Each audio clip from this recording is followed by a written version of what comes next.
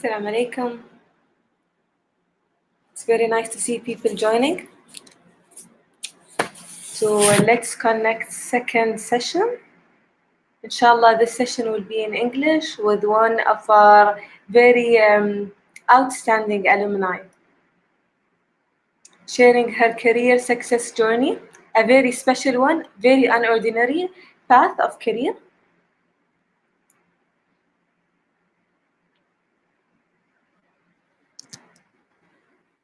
Give it a few more minutes for everyone to join. This is one of the episodes that you truly do not want to miss. This is one of the episodes that you...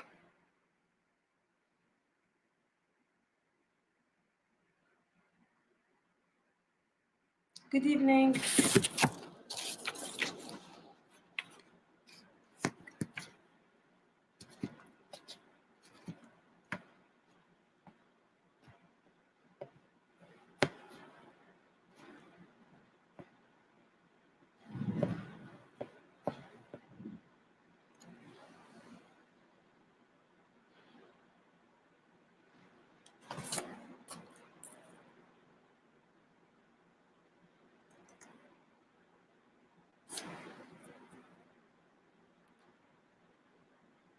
Thank you for joining and thank you for your time.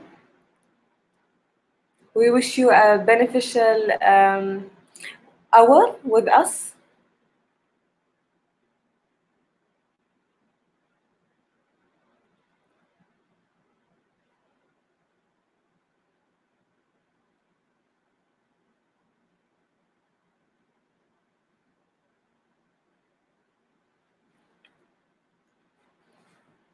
The topic today is we will be hosting one of our very significant and outstanding alumni to share her success story, which holds a lot of benefits, lessons for our students, alumni, and the community in general. I'm trying to answer the comments. We will also be giving a few minutes at the end for any questions. So please feel free to ask or write down your comments below.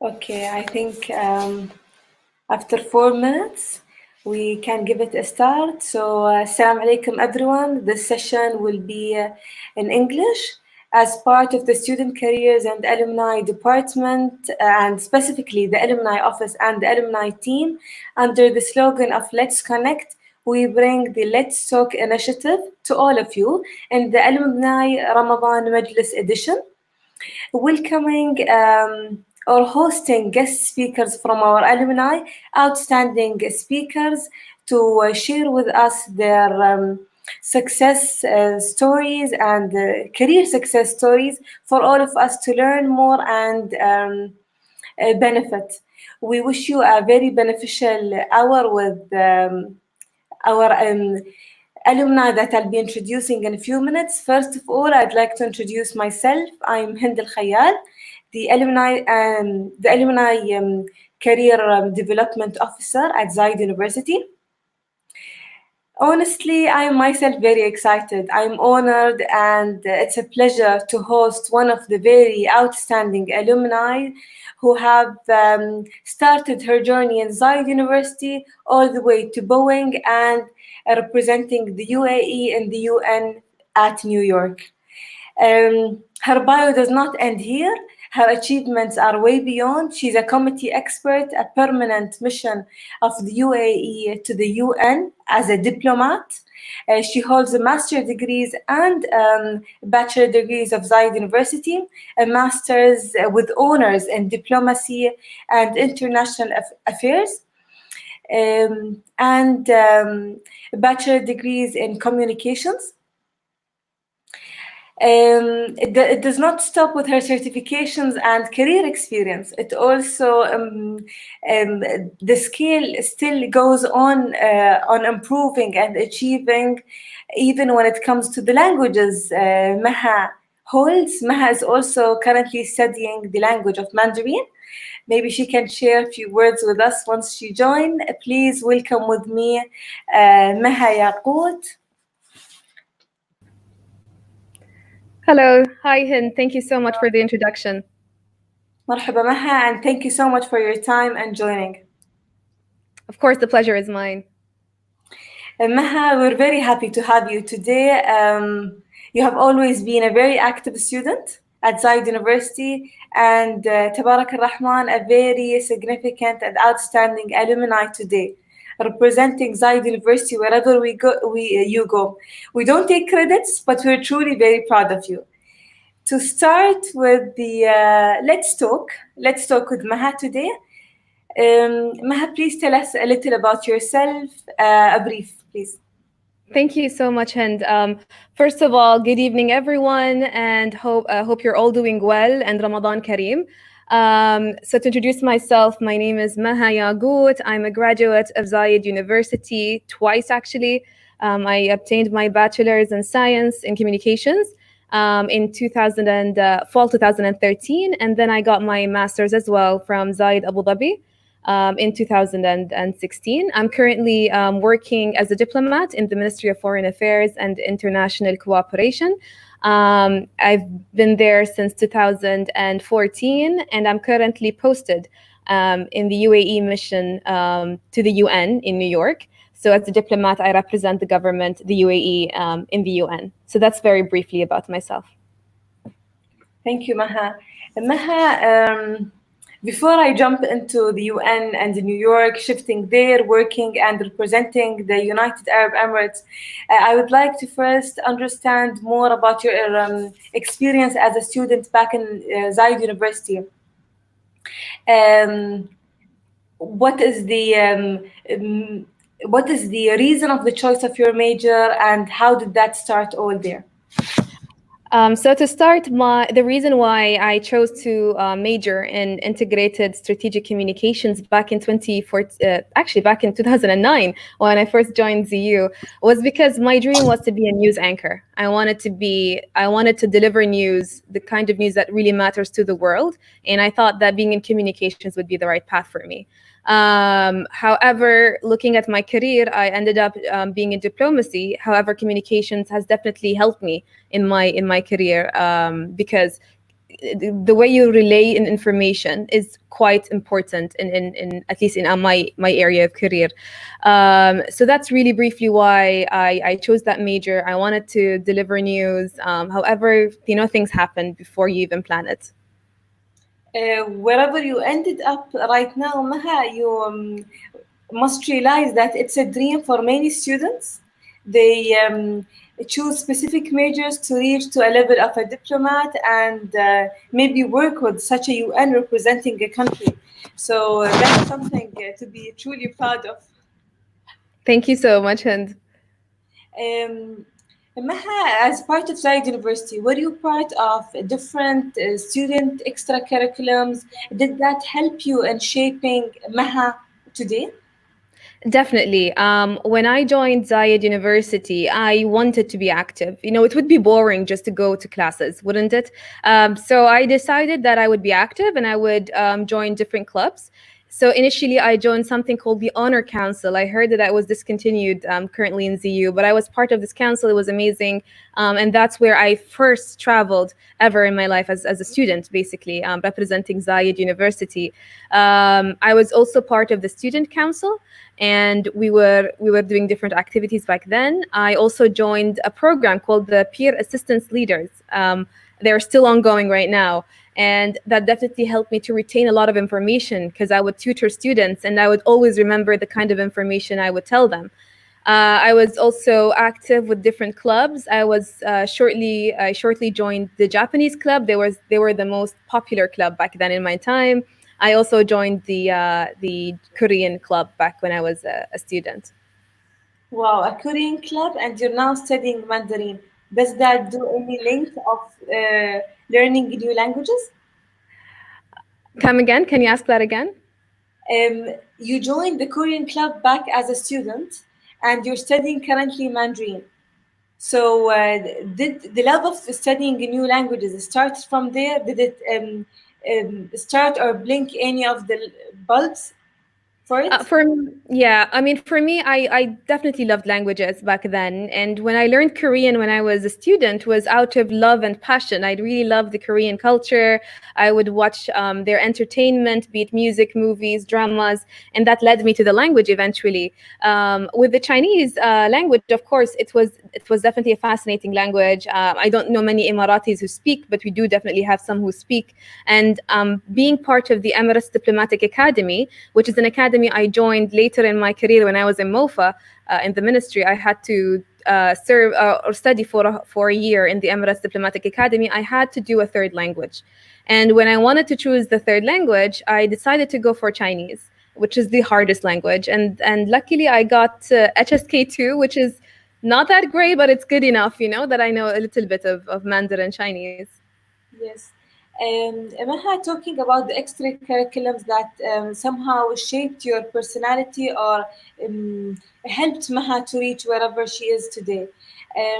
Is there any specific faculty that you remember specifically that also contributed in that?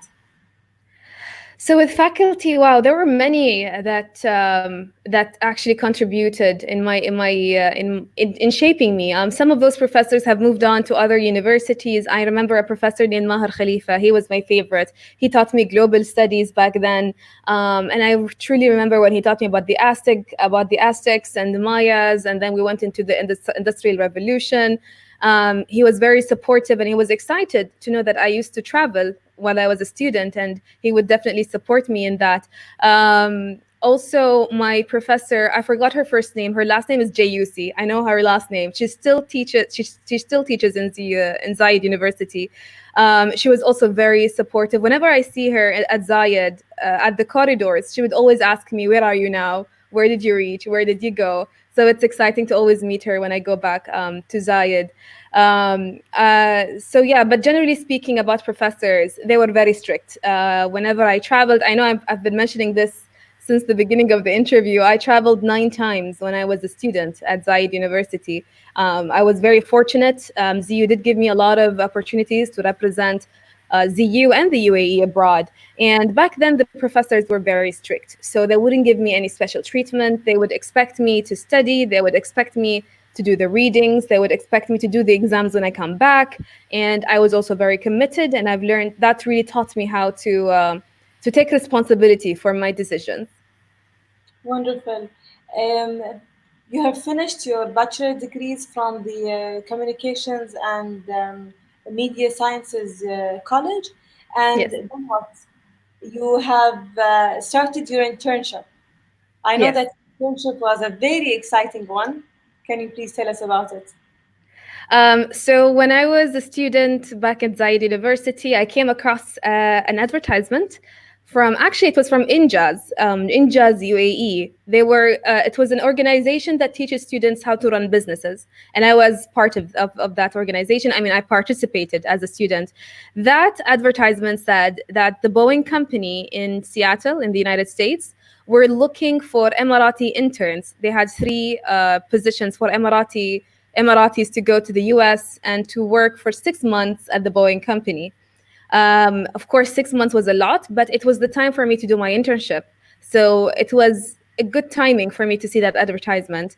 I did apply, and I was one of the first three Emiratis who ever were chosen to be interns at the Boeing company. Also, to mention, we were all women. That tells a lot about how capable women are in the UAE. And so, part of my internship, when I was in the US, of course, I had to learn how to pay rent, pay the bills, be it electric bill, water bill. I had to sort out my transportation from my place of living and to my place of work. While I was at the Boeing company, I was in the business operations flight services. I remember, and I would look at contracts that were made between Boeing and other airlines, including Emirates and Etihad at the time. I was lucky that Emirates did come. At the time, I was an intern, and they met me and my other colleagues from the UAE, and they gave us a special tour to the aircraft they were buying. I went inside. They taught us how engineers check like really small fractions of the airplane to make sure that it has the right pressure, all those engineering things that they had to look at. It was quite exciting to look at the Emirates aircraft being delivered at the time. Also, one exciting thing while I was at the Boeing company, it's something I've learned, and I would like to pass this knowledge to everyone who's watching right now. Um, when I was in Boeing, I was told that I should have informative interviews, and I didn't know what informative interviews meant. And so I learned that if you wanted to know about a department you're not in, about a person with a specific background that you've never met before but you heard of, you can just, schedule an appointment, meet that person, and just do an interview with them and learn about their experiences, how they came to Boeing, their educational background.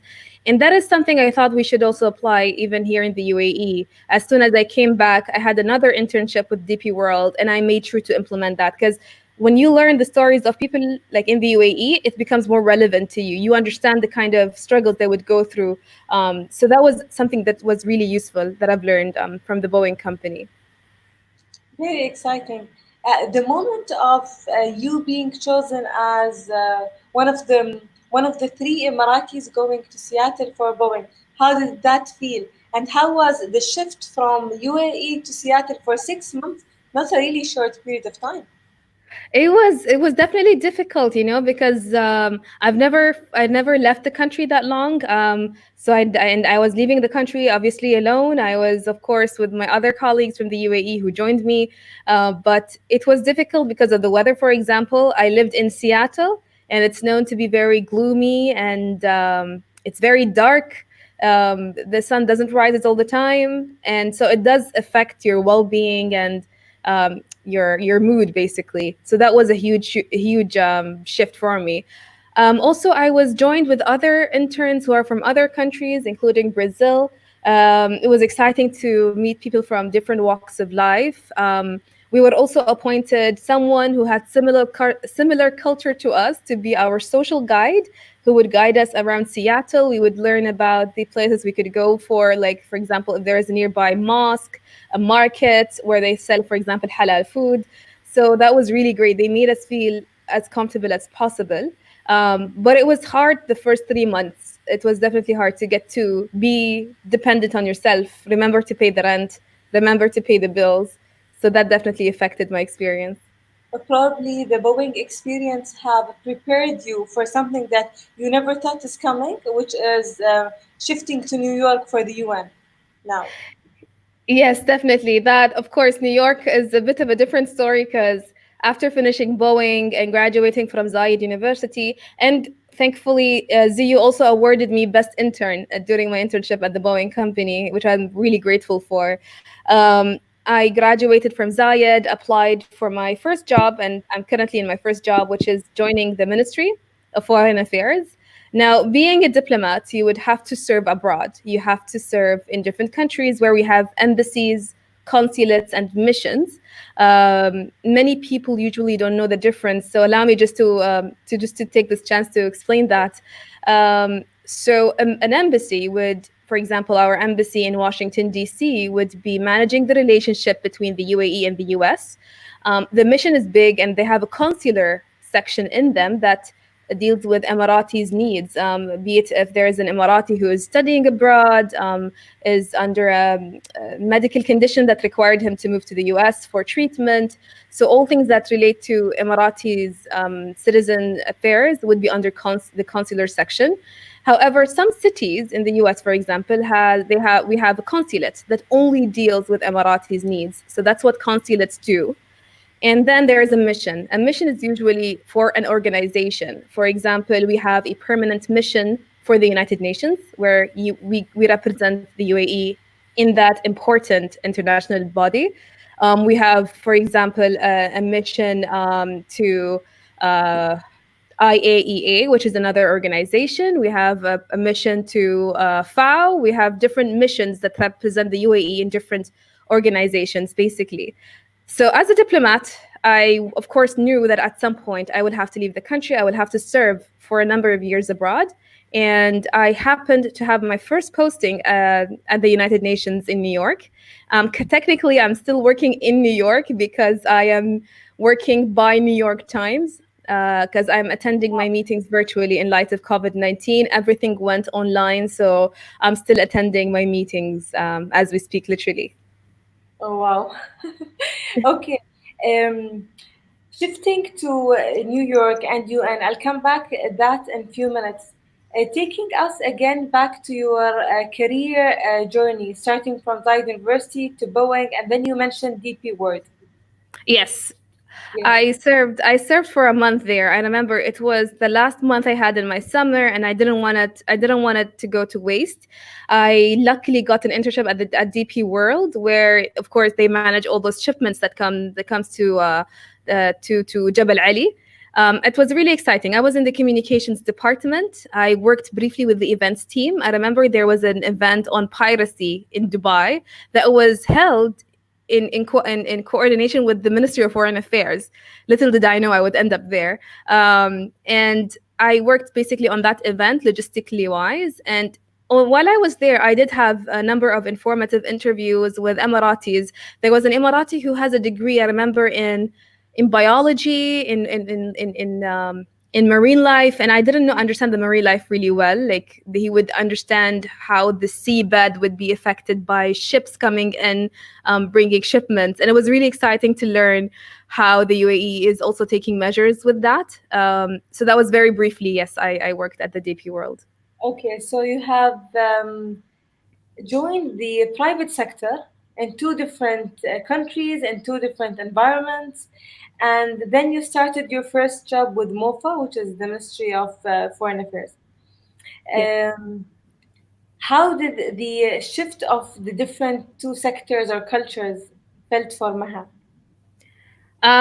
Well, it was my first job. Even having a job with that seriousness was a huge deal for me because when you're an intern, you know you're there to learn, so you can make mistakes as much as you want because you're there to learn. But when you are working and it's your first job, it has that element of seriousness and commitment, and that you need to be very sure of your work. Of course, working there was an amazing opportunity. I was exposed to a lot from my very first month. I was in strategy communications. I dealt with making sure we have performance indicators for the ministry that would be aligned with the UAE's vision to make sure that we are reaching our targets throughout the year, or even throughout the years, if I may say. And that experience taught me discipline. It taught me paying attention to details because I would look at spreadsheets literally to small numbers, making sure every single number is actually accurate because I'm reporting it to the Prime Minister office, who's overlooking all federal performances.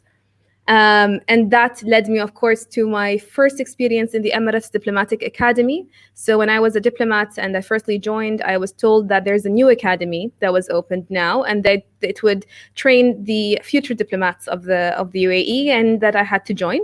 Of course, it was an amazing opportunity because every single one was chosen by hand by an interview. So we were all hand selected to join the first batch. So the training was for a whole year.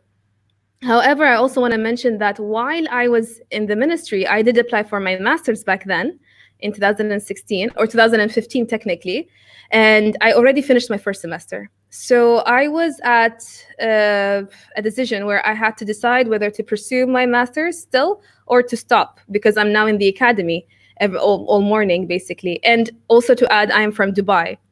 I live in Dubai. So I decided not to give up until I have a good reason to give up. So the first thing I did is I decided to give it a try. So every morning from Dubai, I would drive to Abu Dhabi to the Emirates Diplomatic Academy. And then I would finish by noon. And around 3 or 4, I would drive to Zayed University in Abu Dhabi. And I would take my classes until 8 p.m. And then I would drive back to Dubai and I would reach at 10 p.m. So literally, I had no time to do anything. So I used my weekends literally and preciously to do my assignments. I would prepare beforehand, when they would give us the plan for the course. I would see how many assignments I would have, and if there's anything I can do from now, I just finish it during the weekends because I was afraid I wouldn't keep up with my studies. Luckily, I did that for a little bit of, I think, less than 2 years. And I finally graduated from Emirates Diplomatic Academy with a GPA of 3.59, which I'm really proud of. And then in the same year, I graduated from Zayed University with honors, which is also something that's really dearly to my heart, because there was a lot of hard work and tiredness and exhaustion, and sometimes moments of like, oh my God, I think I should stop and just stop my master's degree or continue at a later time. But I'm very happy I went through that and got it done with. Mashallah, commitment and dedication has definitely paid off where all over the journey that you have taken yourself through and worked very hard to achieve. Why did you choose to do masters when you're already part of the Emirates Diplomatic Academy? Why did you choose to have something to back it up? It was actually a coincidence. So I started my master's first because I wanted to have a degree in diplomacy and international affairs. Because when I was doing my bachelor's, I took few courses in HSS college, including Sheikh Zayed Legacy, one of my favorite courses, and UAE history with Professor As-Sabban, Allah yadhkurha bil khair. I know she's still teaching. She's one of those amazing professors we have at Zayed University. And that was, of course, it gives you the basis, but I wanted more knowledge in understanding the fundamental theories in international relations, understanding foreign policy, understanding I don't know, politics of oil, understanding different important events that took place in history. So I decided that I wanted to take my master's at Zayed University before I knew of the academy being established. When I finished my first semester at Zayed, I was informed about the Emirates Diplomatic Academy, but I was like, you know what? This would reinforce the knowledge. If I take something at Zayed and it got repeated at the academy, it would be to my benefit. I would learn again, because human memory sometimes is like quite forgetful. So I thought maybe this would be an amazing opportunity for me to like strengthen my memory about the things that I'm studying. And it really helped. I believe that one of the reasons I was able to get at least to me, a very good GPA was because some courses were repetitive, but of course every professor has his different style, and it helped me a lot in retaining that information. Wonderful. So you already had the diplomacy passion in you even before pursuing much in your career. Yes, that was by chance, really. Like if you asked me 10 years ago, what are you doing? Or like 5 years ago, like what are you doing at ZU as a student, I wouldn't say that's diplomacy. I would say, oh, I'm enjoying learning about cultures. I'm enjoying meeting people. I love to learn about people my age with different experiences and struggles. It's an eye-opening experience. So, Then yeah. maybe this is a chance for me to ask you, where do you see Maha in the next 5 to 10 years, career-wise? Well, yes, that's definitely a tough question. You tend to be asked that in interviews as well, and I have always struggled with this question.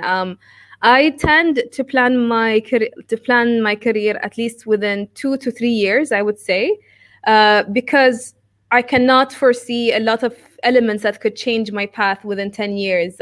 Who would have known that we would be struggling with COVID-19 if you spoke to someone 6, 7 months ago, right? So for me, within 2 to 3 years at least, I definitely foresee myself, being in the UN, and inshallah, we will be part of the Security Council, which is a very important council in the UN. We are a candidate, the only candidate representing the or running for the Arab seat, and hopefully, with that would be one in a lifetime opportunity, because you only serve there for 2 years.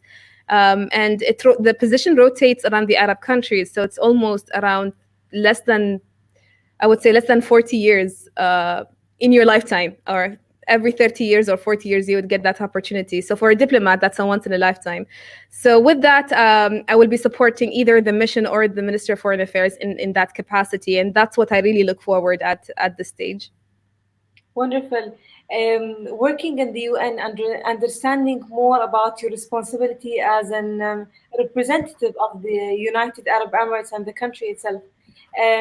What is your exact role in the UN, and how did that shaped in your studies or helped you to reach here? In the United Nations, we have different committees that cover the General Assembly. So the way we deal with topics generally at the UN is we cluster them by committees. So there is a committee that deals with disarmament. There is a committee that deals with human rights, and they deal with child rights, people with disabilities rights. And there's a committee that deals, for example, with finance, with the UN budget.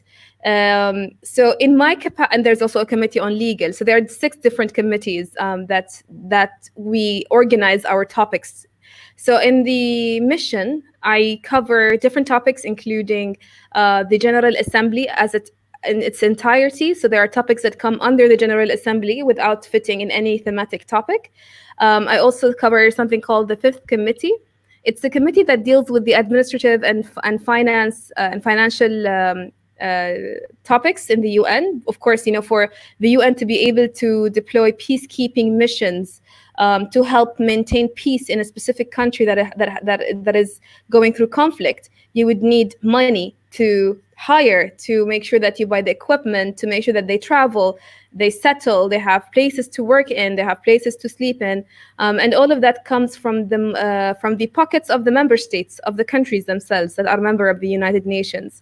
So I follow that very important committee because without it, the UN doesn't really function. It's very vital to make sure that it is going according to plan.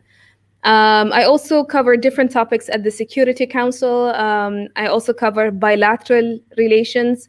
This means, for countries that we don't have an embassy or a consulate or a mission there, we tend to deal with them in New York, because in New York you have 193 countries.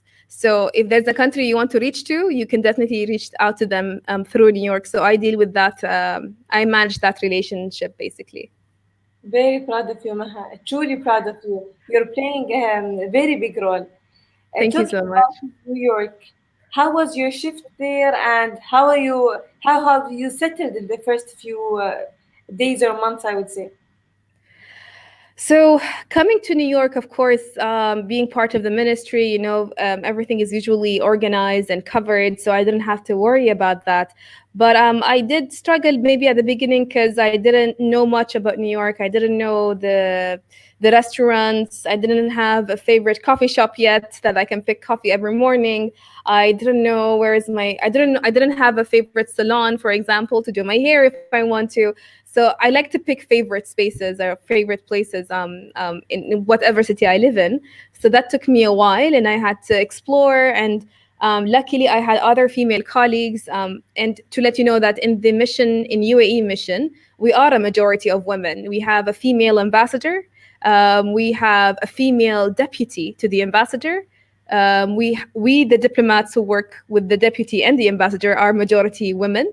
And one of them is actually two of them. No, one of them, sorry, is a Z graduate as well, which is it has a lot of pride for Z graduates to be in that position. So luckily, with those girls being around me, I was able to go around freely, look at enjoy New York, basically go to the different performances, be it Broadway, watching movies, just getting used to the city, and then you're usually occupied as well by work, because as a diplomat, you work 24/7. You don't really have working hours. So that would also affect you, obviously, and how much you could enjoy sometimes. But as soon as you get hang of your work, you'll definitely enjoy New York. I think that's now the common thing in most careers or career paths. Maybe this is another key message for our students and fresh graduates that working hours are now very. You're lucky to have very fixed working hours. Most of the things are being extended. People are working with a very high pace or speed, so catching up with things, the changes in the world, and the adaptability coming with the talk about COVID-19. Being adaptable is one of the maybe key skills Maha, you had from starting from Boeing, working in Seattle to New York now, and working on almost no working hours frame, as well as now working from the UAE in the New York's timing. That's another achievement you should count on, being honest. Yes, it was quite an experience, if I may say. Actually, I came to Dubai on March 24th. I flew on the last airplane, that's the commercial flight from New York to Dubai. And of course, in light of this pandemic, it's quite terrifying not knowing what could happen throughout your flight. So as soon as I landed, I was tested, and thankfully it was negative. I was then put under quarantine. Of course, this is part of the measures that the government takes to make sure that no one transmits the disease any further. I was put in a five-star hotel, and it was amazing. Imagine being put in a suite in a very beautiful hotel, being served 3 times a day, and you're free also to order if you want something else. And it's all, by the way, we didn't pay anything. It was all covered. So I was there for 13 days. I was still covering UN work while I was in quarantine because, I was quite free. Uh, yes, and then 13 days later, I came back home. I had another test as well. It came out negative, and that's how I finished my 14 days quarantine. I must say, Alhamdulillah على سلامة الوصول, Alhamdulillah على سلامتك as well. Allah يسلمك, Allah يسلمك. Um, Stopping at Mofa, since this is your first job and it's mashallah had led to higher skills, do you think Boeing and DP World has led to this bigger achievement of Mofa as a private sector or as a unique experience, especially when it comes to Boeing? I would say everything you go through life, I would say, would add up to whatever place you end up in, because life is so interconnected in such an amazing way that it's beyond your ability to perhaps understand it sometimes. Me being at the Boeing company, understanding how airlines operate, I was at the Boeing company during a crisis. Actually, it was the grounding of 737 Dreamliner. There were a couple of incidents that happened, and they had to ground those aircrafts, meaning no one can fly them. And looking at their communication plan, for example, I remember how they would meet different countries separately and not together, because your communication style would differ depending on whom you're talking to. And that in itself, as well as meeting Emirates airline, understanding how, for example, Emirates, to fly somewhere, the government has to sign an air service agreement, which is something that MOFA deals with. But it didn't hit me at the time. So being at the Boeing company, looking that firsthand, and then being in DP World as well, and being part of the events team and looking at the piracy event that took place, definitely added to my experience at the Ministry of Foreign Affairs, because everything is interconnected. For airlines to operate, the government or the ministry, through the Ministry of Foreign Affairs, agreements need to be signed, basically, for that to happen. Wonderful. Talking about MOFA and your current role in the New York, um, how did you adapt in there, and especially that you're miles away from, not really miles, even more away from your family, especially that we're in the holy month of Ramadan. How did you spend Ramadan in there, and how did it feel? Spending Ramadan in New York, I remember I spent Ramadan first time away from my family, actually second time away from my family last year. And it was definitely different because the vibes, you don't feel like it's Ramadan, because when you leave your house, life operates normally.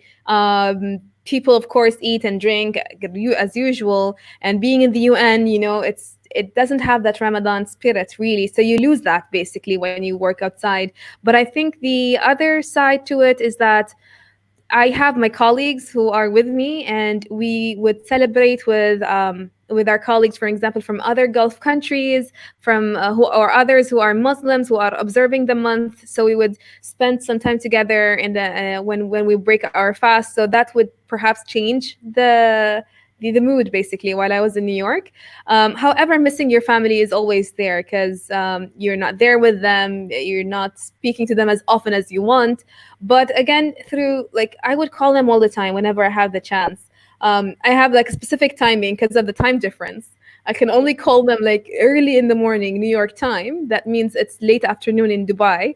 So that means my family are off work or they're done with whatever they were doing in the morning. So I will always dedicate that time to speak to my family whenever I can, so that I keep up with whatever is happening in the UAE.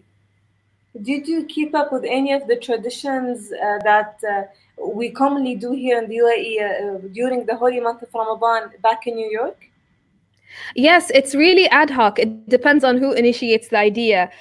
For example, I have a dear colleague who once prepared for us some candies to observe حق الليلة, which is النصف من شعبان, which is sometime before Ramadan. So we would do things in an ad hoc manner. Sometimes, for example, I remember I had a colleague from Kuwait who would invite us very regularly to her house. She had a huge, beautiful house, and she would invite us for iftar, or she would invite us regularly with other Muslim and Arab friends, so that we can, feel like, oh, we're talking in Arabic, where we're communicating. It feels a little bit like home. So with that, it does help a little bit. Yeah. Wonderful. Before we jump into the questions, if there's any, um, to everyone's watching us on both LinkedIn and YouTube, please feel free to write your questions. We would be more than happy to read them for Maha. Before jumping into the questions, Maha, I would like to ask you, going through all of this rich experience from different sectors, from different experiences, different countries, and even facing the multicultural of different, I would say, career stages that you went through. What one advice or set of skills that you would like to pass to current students and fresh graduates for a successful career journey? Um, so maybe perhaps my first advice would be to be adaptable to change. A lot of people enjoy a specific position, enjoy a specific institution they're in, and they wouldn't want to have anything new that they would have to adapt to, because it would be a lot of hard work to adapt to. However, perhaps that's where your opportunity lies. Is, for example, if you had to take on a different position, take a different opportunity you were offered, it does, being adaptable would be something I would definitely advise at the beginning. Um, Also, to be open to change. For example, some people would plan their career for a certain number of years, and then something suddenly happens in the middle, and they would still want to stick to their original plan. But I believe that if an opportunity presents itself, you need to first take it and then figure out how to do it later, because opportunities don't come twice. It's a once in a lifetime opportunity, so you should take it and then and amend your plan as you go if that opportunity is something you would want for your future. And that's how I relate it, at least to my experience.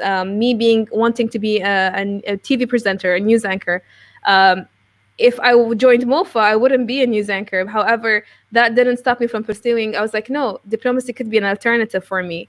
And it's something I truly enjoy and love. And I didn't know that until I took that opportunity.